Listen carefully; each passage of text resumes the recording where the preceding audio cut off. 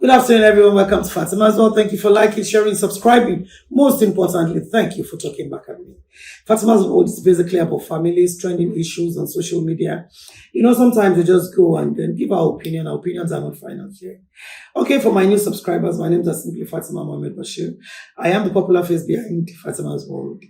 I want to appreciate you for always taking out your time to, go through all our content. We have very, very, very beautiful content, that we're going to be sharing on this page.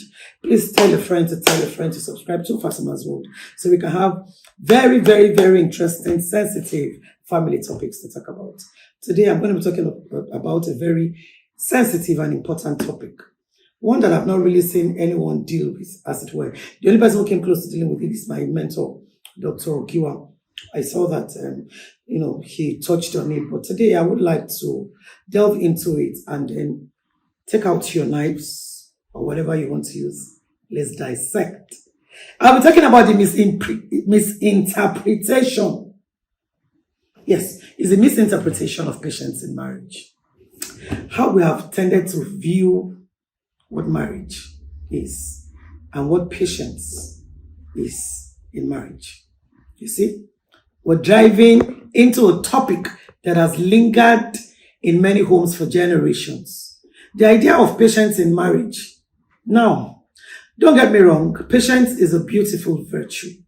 But we need to ask ourselves, what are we really asking people to endure in the name of patience?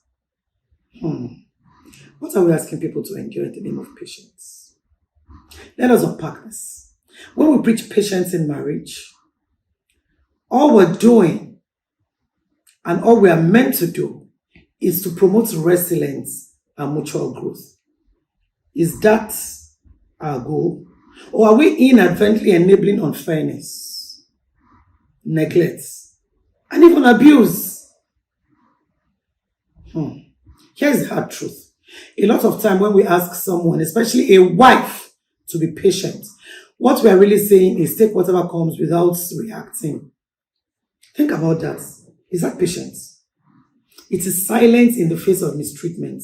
It is compliance disguised as virtue. And that's not just unfair. It is very, very manipulative. You have heard it before. The Hausas will say, yeah, Ankuri. The parents will say,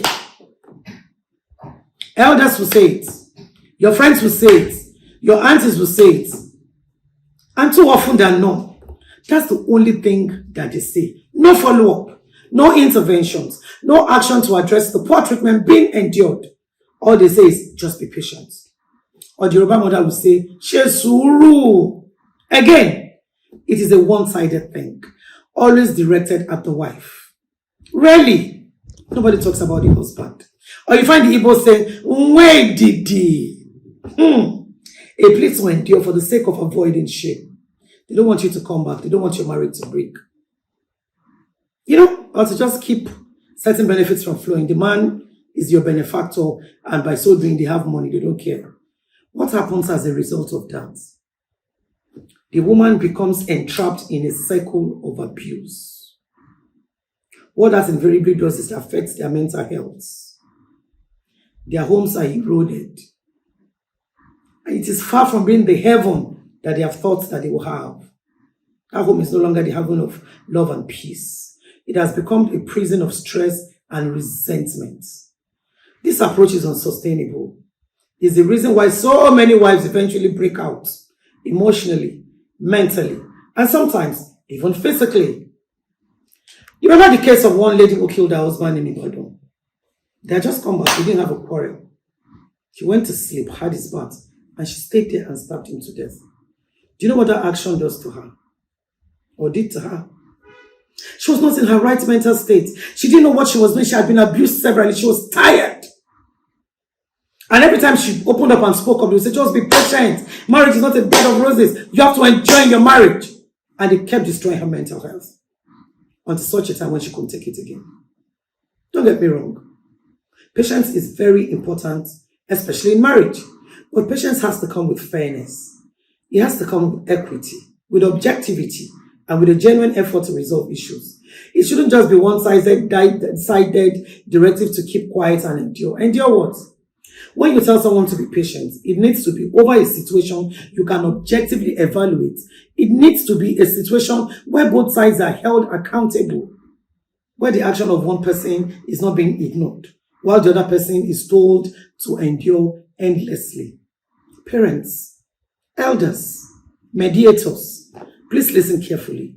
You have a responsibility, not just to tell the wife to be patient, but you must contribute to the emotional explosion of hatred in a home. When you intervene in that marriage, ensure that there's equity. Be fair, be informed, be objective, sit down with both sides, understand their grievances, address the wrongs, because the alternative, pushing patience without action, is to only build up resentment, unhappiness, and unfulfillment. Like I said, that is what it's going to do. It is good to preach patience, but don't weaponize it. Don't use it to suppress somebody's voice. Don't use it to avoid dealing with uncomfortable truth. Let patience be a tool for healing, not a bandage for wounds that need to be properly taken care of. A lot of women are going through pains. These pains are really festering. They have a lot of wounds that are smelling already, as it were. It doesn't have any proper care because they just keep concealing it. It is time to tell the women, scrub the face of your wound. Let it bleed. Let the blood come out. Let it come out. In preaching patience, there must be equity. There must be justness. Because if you are not just, I don't know how you intend to do it. I told you it was really sensitive. It's beyond Shesuru. It's beyond Kiyankure. It's beyond the way did it. No. Think about the women's mental health. Fatima became a bit serious because she has seen women break down mentally. A lot of us are dealing with mental health issues because people have misconstrued what we're going through. And then more often than not, we don't speak up. A lot of women are dying on the inside. Thank you for tuning in today on Fatima's Word. Does this topic resonate with you? Does it? Share your thoughts in the comment section. Let us have happier homes. Let us endeavor to have a balance when you're dealing and resolving issues. Don't be one-sided. Marriage is not about the woman alone. Are there things that the man is doing that is inflicting injury on the woman mentally, physically, emotionally? Handle it. I had to go to the psychiatric hospital in Yaba or Aro Hospital in Abeokuta and find 95% women who are suffering from emotional traumas. Think about it.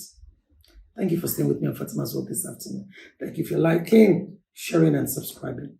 Spread the gospel. Keep subscribing. Are you going through a situation that has to do with what I have said in recent times? I don't even know who to talk to. Message me.